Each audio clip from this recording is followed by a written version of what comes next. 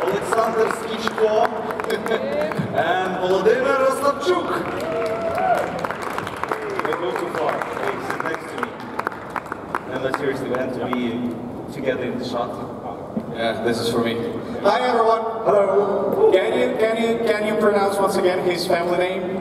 Miroshnychenko. That's the easiest for Eurovision. Yeah. Miroshnychenko. That's how you're supposed to. That's right. Only just Tim. The lake. So, guys, I have a couple questions for you before we actually give the floor to the audience. Yeah. And the first question is, what you're going to be wearing on the stage? So we're not supposed to be naked. The first disappointment. Exactly. The next thing, we had a kind of a casting of different Ukrainian designers. So there's going to be like 3 different brands. They are almost, have done our costumes, our outfits. So each of us will have 5 or 6. No, I'm gonna have just 3 suits. Yeah, and both of us we're gonna have like 5 or 6, 5, yeah, 5 costumes, 5 different costumes. One show, or is it for the semi-final? No, That's for the whole life, I would say. And actually, they are very good. They're very fashionable, I would say, and quality. Totally made by Ukrainian designers. So it's like our show. Special, or is it just the usual? No, it's not. Smoking seats. Yeah, well, on one side, we know that this is going to be like evening show. This is a live show, so we're not supposed to be like shocking people. So it definitely would be a jacket and pants, a costume, a classical one, but with some small Ukrainian features, I would like to say, in Eurovision style. In Eurovision style, yeah. All right. But maybe some different colors. Politically correct, say.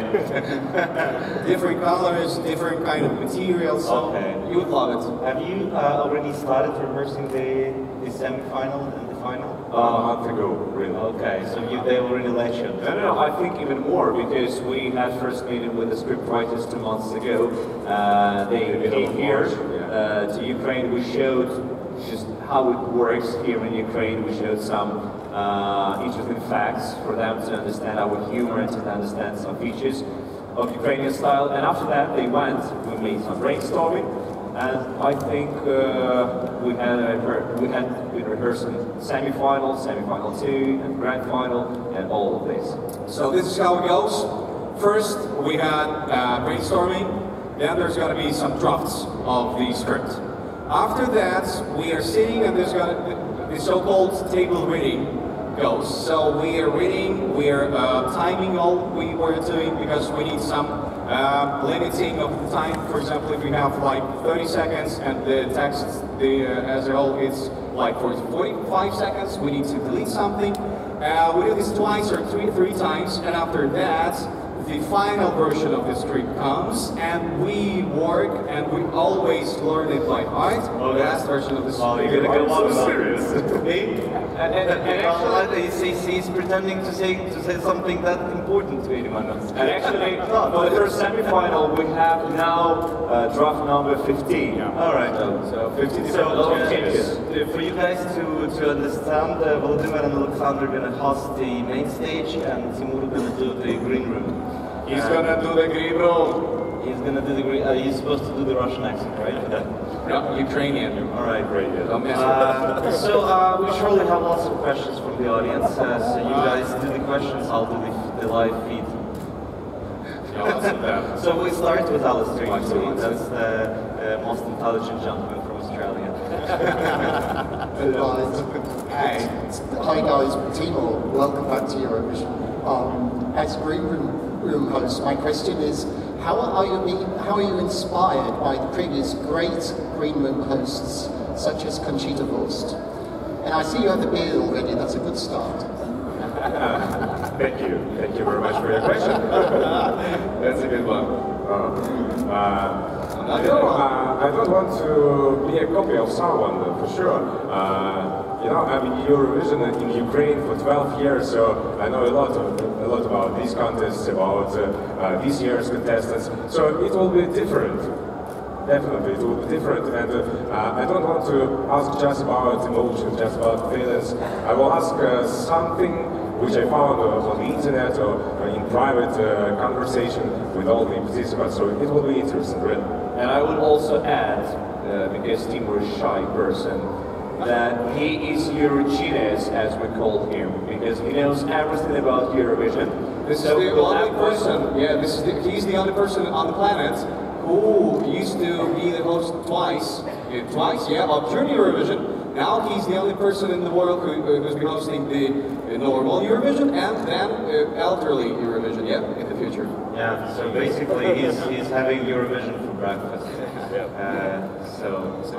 Over the last 12 years, unless he can find an English word, otherwise he will know everything about all of you guys too. So let's move on to France. Do we have a mic? Yeah, the gentleman in the first row. One more thing, can you please make our mics a bit louder, if it's possible? If it's not comfortable. You will sing? No. You have to do a couple lines on your song anyways, that's the tradition of this room. Hi, I'm Farouk from France. The two languages of Eurovision are English and French, so I wanted to know if you are going to say a few words in French, who, and even if someone is speaking a little bit French or not. Well, this is my weak point actually. Deux points. N'est-ce pas? No, Le France, 12 points. Well, actually, as you might see that it was done previously, one of the hosts, and this is going to be me, explaining the rules and saying some lines in French. Say it in French. It's okay. Chaque chanson de préféré. Well, I now attend some classes. This is not my language to speak in everyday life, but to be honest, my brother who lives in Normandy, France, so now we should practice and speak with him and his wife in French, so to get a better understanding of the language, and not to spoil other things. Thank you. Merci beaucoup. Okay, let's go with the gentleman in the colored vest. Very nice. Suffolk guy. Subtle, yeah. It's James from ESC Social and BBC Radio Suffolk. Thank you. As three good-looking, young, white males, how do you celebrate diversity? Oh, that's the most Did you read this question just in Facebook? No, I just thought, let's go for it, why not? Well, So he's actually waited for this Oscar question. Where's your black guy? yeah. Well, actually, the day it was revealed that the three of us will be hosting Eurovision this year, we collected top five questions, or top 5 things. What is wrong with this year's Eurovision host? Number 1, how should you celebrate diversity with 3 white male hosts? The second one, where is Petra and Måns from Sweden? The third one, would you rather speak Ukrainian or English, or maybe you should know something in English? The fourth one, no, seriously, where is Petra and Måns? And the last one, Ukraine is famous for beautiful girls. Why wouldn't you put one of them on the stage? We might share one secret that Måns is coming to Ukraine because he's going to be the commentator for Sweden. And especially we prepare some special surprise with Måns. But speaking about diversity, actually we're going to have some diversity of Ukraine on the stage. And we're going to have a lot of Ukrainian women on the stage, still like Jamala, Ruslana, Luka. So, Verka, you see a lot of women we have on the stage. And speaking about, for example, Afro-American host, it's a pity, but here in Ukraine we don't have. I can name maybe one, just or and that's all. So it's not like we don't want. Firstly, we don't have many, and secondly, diversity of people. No, I'm speaking about Afro-Americans hosts. Okay, just to help you, I would like to say that this is the first time in the history of Eurovision since the invention, since 1956. Yeah, when there's going to be 3 male hosts, and this is why we understand celebrating diversity. And that's why someone asked about the costumes. Just imagine what would have happened if 3 beautiful women were sitting here. Half of the budget of the country would be spent on the costumes. That's why, man. That's why, man. Yeah, it's cheaper. It's cheaper. All right. Yeah. Yes, please. German gentleman. Hello, nice to see you again, guys. JP from Wait International. Many of us don't know you, but you're big TV personalities here in Ukraine. Can you tell us what you do on television? Normally. Oh yeah, good question. My mom's used to ask this.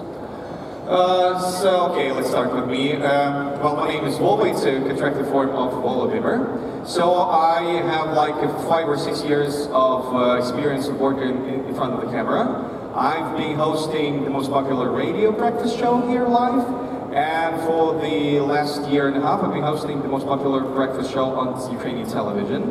Also I do voice acting, like dubbing different kinds of movies. Now in Ukraine there is one movie which is called Guardians of the Galaxy 2, so I've done the main character's voice, but in Ukrainian as well.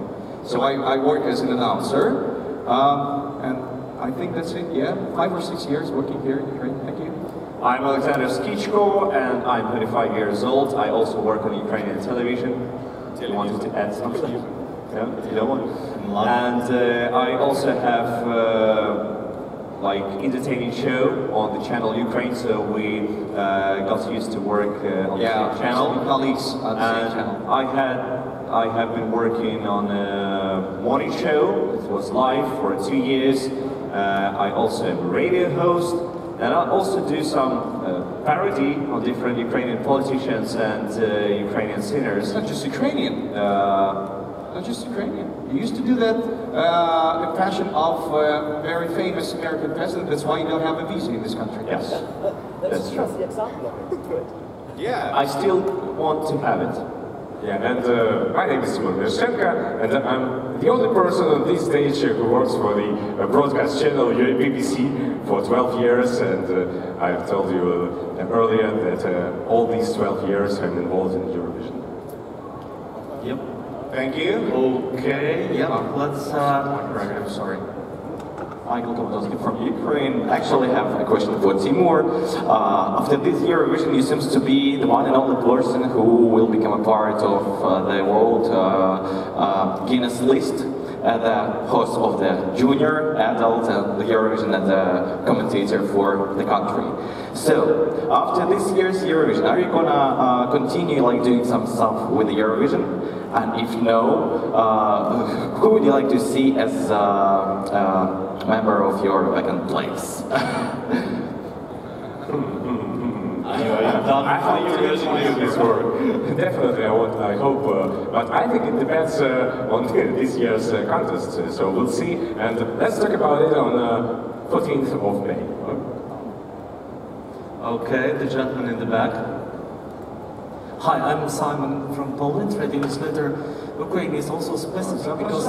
Hey, speak Polish, I'm glad. Dobre utro. Well, speaks Polish. Oh yeah, my mom is not Polish, so... Almost there, it's not really morning. Yeah. Ukraine is also specific because your 2 former participants became members of the parliament, Ruslana and Zlata. And if not TV show, do you think that Eurovision may be your entrance to the politics? That's a good one. You're the closer to this position because you make it good Because of my parodies of Ukrainian politicians. Maybe in the list of radical party in Ukraine. Let's end with that question, I think. It's the end of our politician career. I think none of us just thought about that idea, and maybe we should establish some party and call it Eurovision hosts party. Europarty? Eurovision hosts party. It's very straight, I think. It should be like happiness to everyone. Vote for us. Vote for us, yeah. Well, to be serious, I would like to say that all of us, we suppose that this is like a new step, a big step for our career as TV presenters. Yes, when I first appeared here and looked at the stage, oh my God, I've never seen such a huge stage, and I've never performed in front of 200 million of people. I think this is going to be like a start of this one. But in the case we will fail, we wouldn't, we will not, we won't. I think none of us is willing to go and change the career to be a politician in this country. What will say? Yeah, let's have the gentleman in the red Eurovision t-shirt. Copenhagen. Yeah, the gentleman who didn't change since 3 years ago. It's been waiting here for 3 years. I still have it all. Alright. Okay. You have to buy a new one this year. I will, for sure. Right. Well, it's Martijn van der Veen, Eurovision artist, the Netherlands. And you just told how you are preparing for the script that you have. Yeah. But how are you preparing the unexpected things that might especially happen during the voting, for example? A vote that doesn't come in or something.